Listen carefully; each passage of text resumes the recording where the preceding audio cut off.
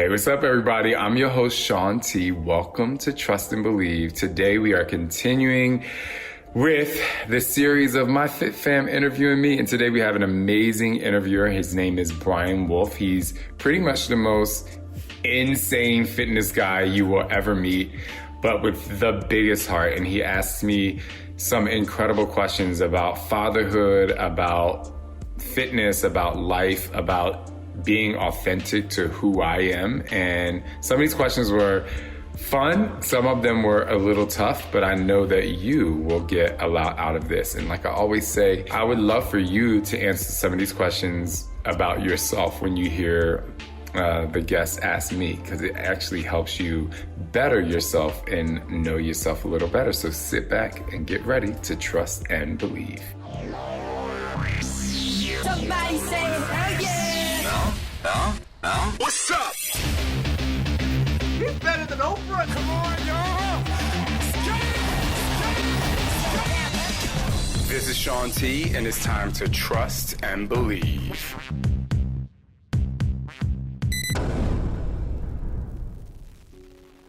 I want to kick this off. I really want you to just get started and ask me whatever you want. And I will say, don't be nervous, because I love these kind of questions.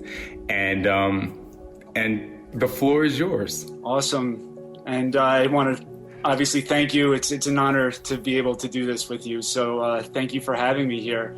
And thank you. How I want to start things off was you mentioned what two of your words were for 2021, and those words being always forward. And right away, I mean, like, that's right up my alley. I love that you chose those words. And coming out of 2020, I sort of wanted to also not really harp on what happened, but what came out of what happened. So one of the first questions that I wanted to ask, and I'm going to first say a truth bomb from your book, T is for Transformation. And it goes, you can ride the tornado, let it blow you as far away as possible from your dark, stormy place. Now, the first time I read it, and even the most recent time I read your book, that one always has stuck in my mind, like, completely. So the question is, from 2020, it was a tornado for many people. How did you find transformation from the tornado that was going on that's going to carry you forward into 2021? I rode the tornado. I learned a very long time ago that if I push my emotions to the side, if I don't accept what's happening at this moment, good or bad, and if I just run away from things like I used to, then I'll never get better. And the other thing that really makes us put this entire 2020 tornadoes, everyone's different tornado in their perspective, is that it's going to happen anyway. So it's like one of those things, like as a gay man, right? Inevitably, I'm either going to come out, which is not easy for everyone, or I'm going to face what is naturally me and deal with the consequences of that. Meaning, a lot of people lose friends or family members or even mothers and fathers, right? People who are closest to them. But it's up to you to decide, is pushing all of these things to the wayside and holding them in, is that going to make you better? Or is finding a path to go through the struggle, to go through the tornado like Dorothy did in The Wizard of Oz, and eventually finding her way through really tough times and then coming out on the other side and realizing, there's no place like home for her. It's like, it's me. This is me. This is where I'm from. This is who I am. And so, and on at Get Lit, Cheryl Lee Ralph actually gave a really great interpretation of the entire movie, The Wizard of Oz, which was great. I'm one to say you can do whatever it is that you want to do and live your life however you want to live it. But I am one to say living your authentic truth and going through the struggle and being very transparent when it's happening makes you so much better on the other side. And I would not be able to move forward if I was holding on to the negativity. Now, don't get holding on to the negativity mixed up with going through the issue or going through the struggle. Going through the struggle is acknowledgement, right? You acknowledge the struggle. You say to yourself, this is what's happening. It's not making me feel great, but I'm acknowledging it. And by acknowledging it, I'm trying to fix it. Whereas if I just said, you know what? I'm not even going to pay attention to that struggle. It's always going to stick with you and it's always going to stay the same. It won't get better at all. And so let's ride the tornado. Just like this morning, it's so interesting you asked me that question first, because this morning we woke up and I saw a rainbow. I saw a rainbow outside and I got so excited. The boys are like, oh, there's a rainbow. And it was so exciting. And I immediately thought of the Wizard of Oz, Somewhere Over the Rainbow. And knowing that if you don't ride the tornado, if you don't acknowledge it, it's going to be really hard for you to get better. And like you said, not acknowledging it, to me, that means also using your words always forward. You're not going to get forward. You're going to be stuck in the same place if you're not acknowledging it. So that's an awesome way of putting it, and awesome transformation.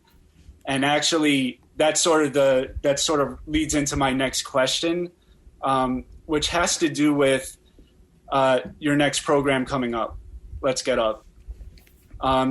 What I wanted to, I preface things just so I, set the stage here, is that every program you do, you put your entire self into it.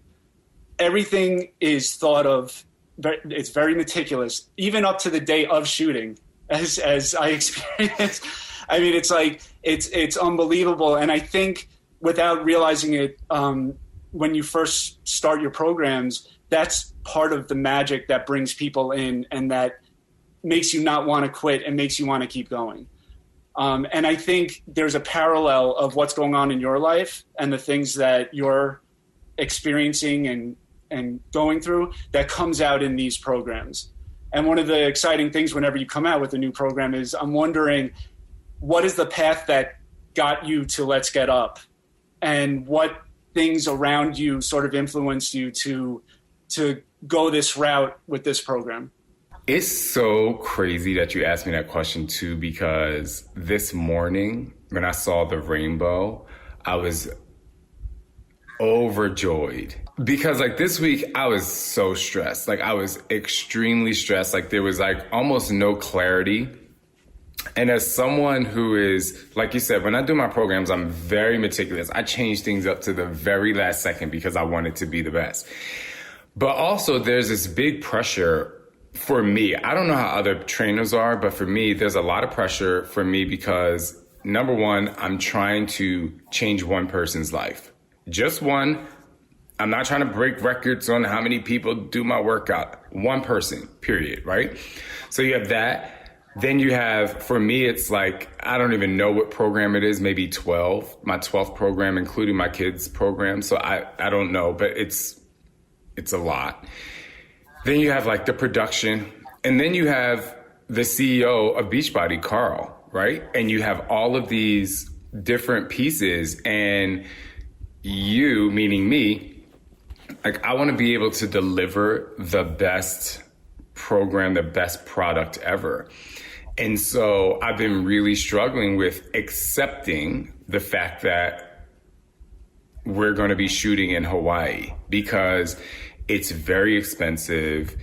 It's a lot of people. It's a lot of travel. It's COVID. We have to stay extremely safe. And I've just been really, really, really battling with not am I good enough, but like, am I going to be able to deliver this to make this worth it, to make this location worth it, to make the struggle and the stress that everyone is going through worth it? And it's weird. It's kind of interesting because it's not like I was questioning myself. I was just like extremely concerned on, is this the right decision? So back to the rainbow. I woke up this morning and I saw the rainbow, and that was my answer, because all week long, my producer and I have been sending each other text messages, and we were at a rainbow at the end, being like, this is it. Like, this is what we want to do. So when I saw the rainbow, I was like, absolutely, this is it. But the bigger thing, to go back to like the meat of your question, I am in a place in my life where I'm like, forget everything else. I just want to have joy and find joy. I've been through the struggle. I've been molested. I've been broke. I've been all of these things. Like, I've been to the bottom of the barrel. And even last night, I got a really great compliment from two people. I'm not going to repeat the compliments because I don't like really repeating them, but I got two great compliments. And I usually throw compliments out the water. I'm like, no, I take the compliment and I'm like, yes. And I use it as a fuel for me to say, yes, like, I can produce this. I do want joy in people's lives. And I want to wake up every day and I want to have joy. And I want to show people out there joy. I think there's a lot of negativity that's happening in the world. I feel like COVID has literally pushed us back in time in terms of just the trust and belief we have in ourselves, the trust and belief we have in the world. I'm not even going to get into just the US politics. I'm just saying the world in general. People have been taken away from their relationships with their family and friends because they're stuck in the house because of this virus, right? But people want to blame people, but it's the way of the world. And so this program came at the right time because I'm just excited to have people get up and find a moment of joy. The workouts are tough. Like, people think like, oh, it's dancing. Yeah, there's dancing sections, but this workout it's easy but tough. Like, you don't have any burpees and push-ups and all that stuff, but you are going to sweat, you are going to move, but most importantly, you're going to smile. And so, because that's what my life path is, it's just really great to be able to put that on screen. And last but not least, for those who are interested, when Carl and I talk about a program, he tells me, there are times where I say to him, like, I want to do this. And there are times where he says, I really feel like we need this.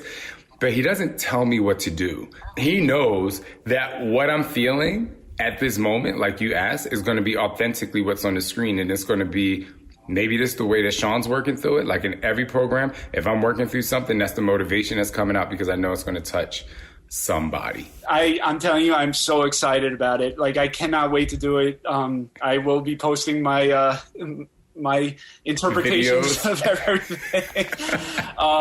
But actually, to build on this also, I think there's an element of this that obviously caught my interest right away.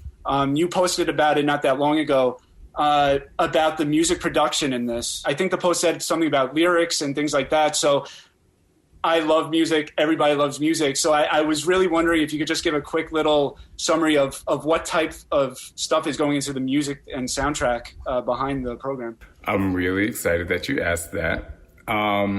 So what's really cool is that it's not just hip hop or, I think a lot of times when people know that there's going to be a dance workout, they think like, oh, top 40. Well, we created and wrote songs for this. All of these songs are original songs, original music, original tracks. They've been inspired. They've been inspired by other songs and stuff like that. But so everything is different. So we have everything from pop and like some like hardcore hip hop feel to musical theater, swing dancing, Afro beats. I mean, it is Latin. I mean, we have everything. I mean, we have every kind of music that you can dance to. We have one rock song. So that's the thing that's just like really fun about it. And then in addition to that, which is very important, the other thing that's really amazing that people don't understand is we have resistance workouts in here, and they are a biz niche. Like, they are tough depending on the weight that you use. They're really hard, and I'm really going out of my way to create more when we get on set, just because I know that there are a lot of people who really are going to want the resistance workouts and add strength to their body and tone up and stuff like that. But And it's so different it's literally different than any other dance workout or resistance training that you've ever done, because it's really dance conditioning. And I'm so excited for people to see that they'll be able to get incredible results literally without ever getting on the floor in a plank, in a push-up. No sitting on the floor. It's not, this video, we get on the floor over here. Like, no, you don't, your hands go to the floor just to tap the floor, in a dance move or like an insanity section. But you're all on your feet. And I'm just super thrilled to get people to have 30 days of that. And I think that's what I'm most excited about. So awesome. And what a way to get into 2021, like we're saying, with that type of positivity and that type of awesomeness, as I like to see it. So I'm going to shift gears a little bit because, you brought up how you're going to be going to Hawaii to shoot this. And, even from the last year, now I just want to talk to the father side of you. Oh. Because I'm ready. I know that all of this, it's amazing how you balance these things. I can imagine that it's hectic to try to do this. I do want to lift a quote, though, from your book again, because when I read it, I read it again at the end of the year. And when I saw this, I'm like, I have to ask you about this. So the quote is, "I said that I actually enjoy a workout only when I'm completely exhausted. I hope that's when I'll really enjoy being a father, too, because I'm sure that there will be plenty of exhaustion to go around." And I'm just wondering, how do you feel about that statement? No. I literally despise being a parent when I'm exhausted. To the point of, it's different. So yesterday, I was exhausted, mentally exhausted. And Chip said to me, "Hey, which workout should I do? Speed 3.0 or speed 4.0? And I was like, well, if you do speed 3.0, I'll do it with you.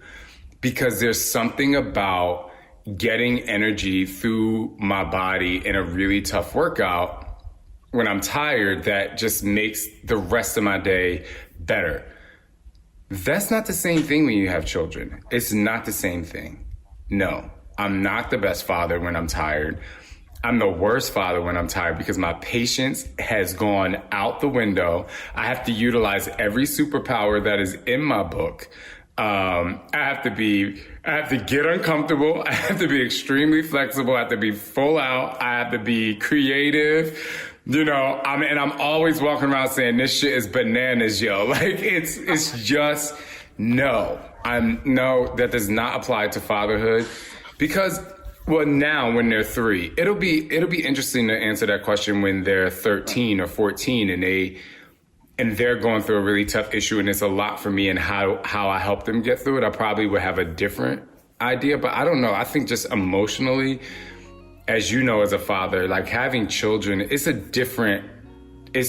completely different than exercise. Exercise, I can control me. I can control my thoughts. I can control how hard I push.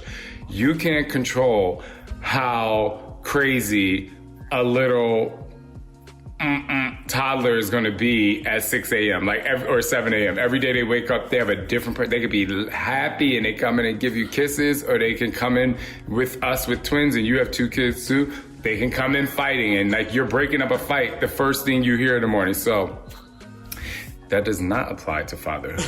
But I also I do enjoy the challenge because, and this is going to sound so bad, but oh my goodness, you want to know what I love most about when the boys are like absolutely absurd and just ridiculous and a nightmare? I love seeing Scott get mad because he don't really be mad, but he has to like be stern, and his mad is hilarious to me. I'd be sitting back, I'd be like this. I'm like, if that was my mom when I was young, I would be looking at her like, girl, they ain't doing nothing to me. But, they don't know any different. So they get really scared when Scott raises his voice. He's like, get over here. And I'm back there laughing. I'm like, I want y'all to be worse because I want to see if he's really going to get mad. I'm so bad. So much of what you said there, I can completely relate also. And so it's, kids are always such a challenge. And like you said, but when you take a step back and you look at, I'm going to bring up my next question now, because this sort of ties into something that I saw you post the other day, which actually got me pretty, just emotional in general. So there was a post that showed the kids with Bill and Sue, Scott's parents. And I looked at it, and it was just, you see the piles of books around, you see them sitting on the couch together, everything like that. And you stated how Silas and Sandra will always say that the best part of their day was hanging out with Grandma and Grandpa when they see them that day. And to me, I miss my grandparents so much. I mean, I was very close to them, as I've told you before. And what I wanted to hear from you when I saw that picture, now that you're a father and you see this relationship develop and you know what it meant to you, especially, how that grew, how does that make you feel inside now, being the father, seeing them with grandparents and seeing that relationship develop? Brian, seeing the kids with the grandparents is pretty much when I live vicariously through them, because, we don't have our grandparents anymore per se. So it's amazing. So when we first had kids, grandparents, while they were helpful, it was just annoying because, we're new. They see that we're new. We want to struggle, but they want to tell us what to do. And you're like, can I just raise my kids? It's like this whole thing. But I'll tell you this, once we got past that, and we had so many family meetings of guys, you can't just jump in. You have to let us do what we could do to struggle or whatever. But so here's what's very interesting. On Saturday mornings, I'm with the boys. It's Scott's day off of parenting, right? So he gets to sleep in and whatever. And the boys are outside playing, and they're pretending they're on a submarine, and they're they're in their own little world. And I'm just, watching them from afar, letting them have their independence. And then their grandfather comes to the gate and starts talking to me. And they hear his voice. And they stop what they're doing, and they run up the stairs, and they're like, Grandpa, da-da-da-da-da. And they cannot come through the gate, because we have a gate that connects our homes. They go through the gate, and I'm just sitting there. I'm like, I'm not sure if they're going to come back. I don't know. But I just kind of sit there for a couple minutes, and then Sander comes back through the gate. He's like, Papa, can you come with me? So I was like, okay. So we go over to the house, and we spent 2 hours over there. And while I'm intervening to make sure they're not, jumping on the pool table, the interaction that they have with them is just incredible. It's so amazing to watch. And I never really understood as a kid why I loved my grandmother and my grandfather so much when my mom was right there. You just kind of don't know. But I think it's the wisdom and the care and the love and the fact that they can send them home. And just their experience in life. They are 77 or 78 years old. And I believe that most of the time with grandparents, that contrast in age is just so different. And I believe that kids feel it. And I believe that each generation loves differently. We will love differently than our parents. Our parents love a certain way. It's just a different thing because we all had a different experience. So I just think that's really cool. And then the other thing is, we'll be sitting home and we'll be doing some stuff, and, they'll say, can we call my mom, which is what they call my mom. And they haven't seen my mom in over a year, because of the pandemic. But it's something about when my mom comes on the screen and I'm talking, it's like they sit on my lap and they just want to be involved. I don't know what it is about grandparents like that, but they know that it's special. But also I think what's really interesting too is at least our boys make the correlation between grandma and grandpa are Scott's mom and dad, and my mom is my mom, and they know that we are their parents. So I think there's just they're just enamored by this what is this? You have a parent too, but it's just so I think they look at them in almost like a hierarchy kind of way that we don't understand. But it's incredible, and that it's very special to watch. Well, especially when you're coming from, I think, and I'm going to throw this out there, I think it's sort of a collateral beauty in the fact that you don't have your grandparents anymore.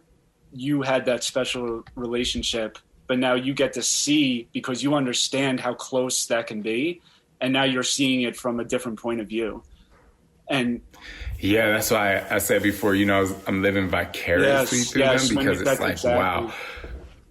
I was actually talking to someone, I don't know who, because I talk a lot, but I was talking to someone the other day, and I was just talking about how for a very long time, when I would think of missing my grandmother specifically, it would just be very sad. Like, it would just be a sad feeling. But once I saw Collateral Beauty, she can live through me by the things that she taught me. And so it's, it's really interesting, maybe a bit odd or weird to say, but like at some point, we all die and we'll all move on. And, assuming that the circle of life goes the way it goes, grandparents go first and then parents and then kids, which is, I think, what we all want, it'll be interesting to see the legacy that they carry on when they're 30 years old. Even though Scott's dad said he's going to live to 100. He's like, I'm just letting y'all know I'm living to 100. I don't need to live past that, but I'm living at least to 100. So it seems like there'll be about 25 or 26 before, he goes on. But anyway, I think the legacy is just very important. So cool. Yes, absolutely. I know it's a pretty deep way of looking at things. So thank you for that answer. No, it's cool. I mean, also, I have a fear of death as well. And I remember talking to a friend of mine in New York City when we could go out to dinner. It was about a year and a half or so ago. And he was, I think at the time he was maybe 72, 71 or something. But we just got into this discussion of death and fear and whatever. And I was just like, I have kids now, and this is like, my fear was like exacerbated after I had kids. But it was just really cool because he said to me, he was like, well, just focus on like leaving a legacy, and you worry less about missing them or them missing you because you made an impact on their life. And I just thought that was a really profound thing to say. We're not experiencing that at the moment, but it's still good to think that way as you raise your children. Like, what kind of legacy am I leaving behind for them? More than just like, you have to be nice and you have to do this. It's just like, how am I acting? Because someone even said to me like, oh my gosh, you shake your ass on Instagram and you have kids. And I'm like, and I hope they do the same motherfucking thing. Because they ain't going to do it if they don't want to. But if they want to express themselves and they want to be crazy and they want to have fun and that's what makes people laugh, I'm like, go ahead. Like, I'm not going to be one of those ones where when my kids are in middle school and they're like, we saw your dad shaking his butt on Instagram, it's a video out, and Sandra's going to turn around and be like, I know he told me how to do it, bitch. Nice. Like, they ain't going to be getting involved in that mess. At least that's what I hope. Oh man, I love how you put that. It's so true. I mean, it's like you said, legacy, and doesn't that go along with everything that we're talking about with, always forward, but your decisions and everything you do, how you present yourself, they're picking up all these things, right? I'm not trying to live a perfect life. I'm trying to live up to the day. The day is set, the sun comes up, and life is going to, like, you can go to bed at night, you can be like, oh man, the most amazing day. And you can wake up to a text message that ruins your day before it even begins. And so, you just kind of have to do the best that you can do. And you're not always going to make the right decisions. None of us are perfect, even though some people out there think they are. And of course, when we get into arguments or, disagreements, or we're trying to make our point at work in a meeting, we feel strongly about that, but it doesn't make us perfect. I think that people get perfect in trying to be and do the best you can do mixed up. And you don't have to try and be perfect. Just do the best that you can do. Amen. The next thing that I wanted to switch gears to was fashion. Because, this is also, it's looking back at what 2020 gave, which you relaunched Shaun T Apparel with a lot of different lines, everything like that. One of the things, though, even going forward, is one of the things that caught my interest right away, because I've been dying for this, is the workout gear that finally came. Yes. And because, listen, I sweat like a beast. I didn't want to mess up my Shaun T Apparel beforehand, but now now you actually have, awesome. The leggings, I love those things. It's just really cool stuff. So thank you. What I want to ask you, from how have you upped your involvement now in fashion, and how did you get involved in the process more, or did you include more people, or so I was very interested to see if you could give us insight into how this actually developed. Thank you for that. That's really fun. So it's so interesting. So when the pandemic happened, all of our live events kind of went out the window. And so the first thing we did was, well, how do we continue to connect with our Fit fam? The first thing I did was create a Facebook group, which is Dig Deeper Nation. And so what we realized is that people wanted to connect in the best way that they knew how. Fitness is obviously a big part of my brand. And then the other thing that we realized is that people want to celebrate their journey. And the best way that we could do that is through apparel and giving, okay, well, here's a shirt to give that kickstart your journey, finish your journey. And we had different shirts for different challenge groups. And so with that, we were like, well, people love apparel. Let's take our apparel to the next level. Let's do some special things. So it started with the Pride collection in June. We wanted to do something fun and different. And then in July, I really tried to dedicate July to helping people make more money, and just a lot of people were losing money. It's crazy because there were a lot of people who weren't losing money, but but the people who are, even though it was a lesser percentage, they're stressed and struggling. And I think because the majority of the country is fine, a lot of people, a lot of times if you're fine, you don't think about the person that's struggling. But I think about the person that's struggling because I'm just like, this is crazy. Like, what can I do? So we actually hired Elliot because he lost his job. And we were like, what are you interested in? And, he actually was developing his own clothing line, and it was kickstarting. And I said, hey, keep on developing your clothing line, but because you love it, would you want to take over Shaun T Apparel? And there was it kind of happened at the right time. So, we hired someone that is strictly apparel on our team, and he watches what I wear, watches what I like, what I buy, and he sees that, and he actually brings it out in Shaun T Apparel, saw the type of clothes that I like to wear when I work out. He does a really great job of developing that, and we launch it, and it's super fun and exciting. Even right now, we have this new Trust and Believe podcast t-shirt. If you go to ShaunTApparel.com and use Trust and Believe at checkout, you will get a really great discount on this amazing purple shirt with some other stuff that are for the podcast.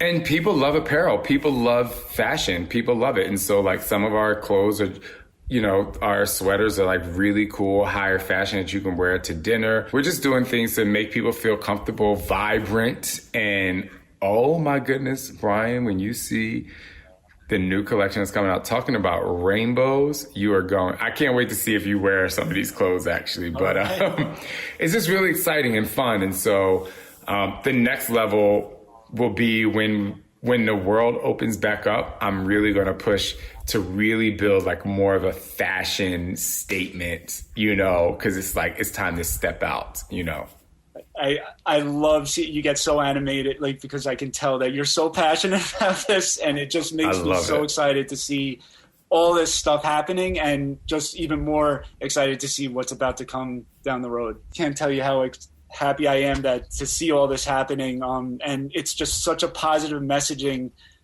from the tornado of 2020. And we talked about 2020, but in a sense of moving forward. We talked about the workouts, the programs, family. We talked about the fashion. We talked about all that stuff. Now, looking again at 2021 with all this in mind, your coach in high school used to always say, a little better next time, right?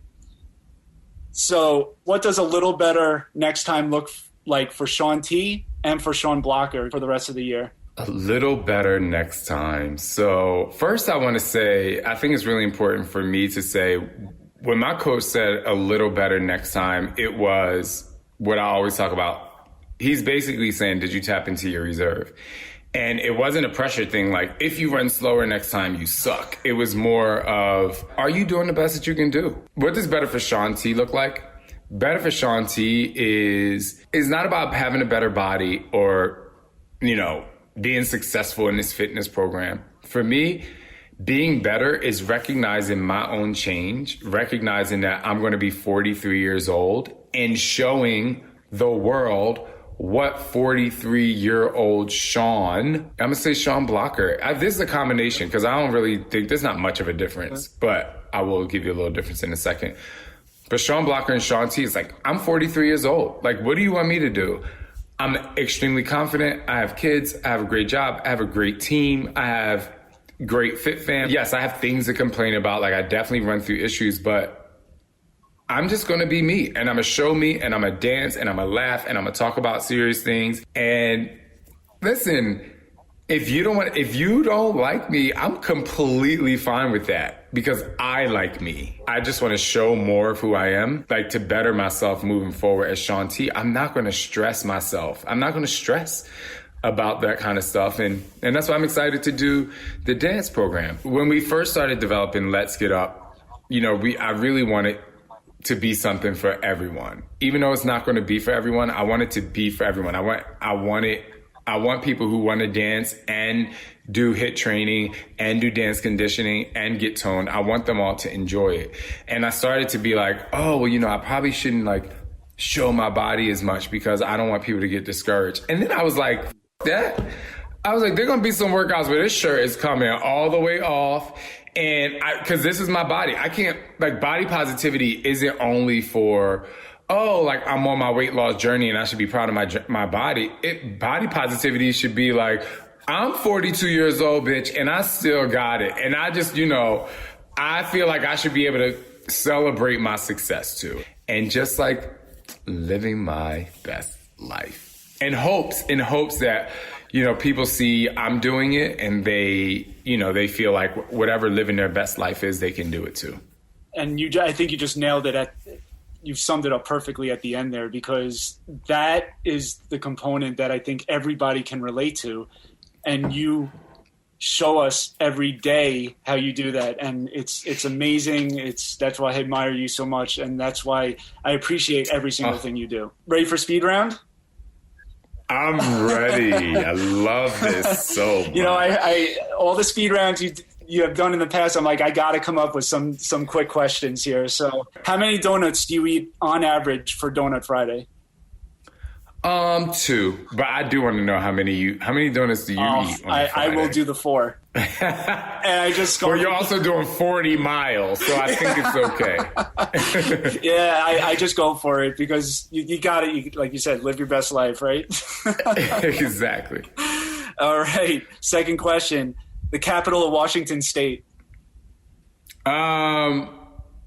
Isn't it Olympia? Yeah, you got it. Yes! Oh my God, I'm so smart. You thought I was going to say Seattle. I got you, No.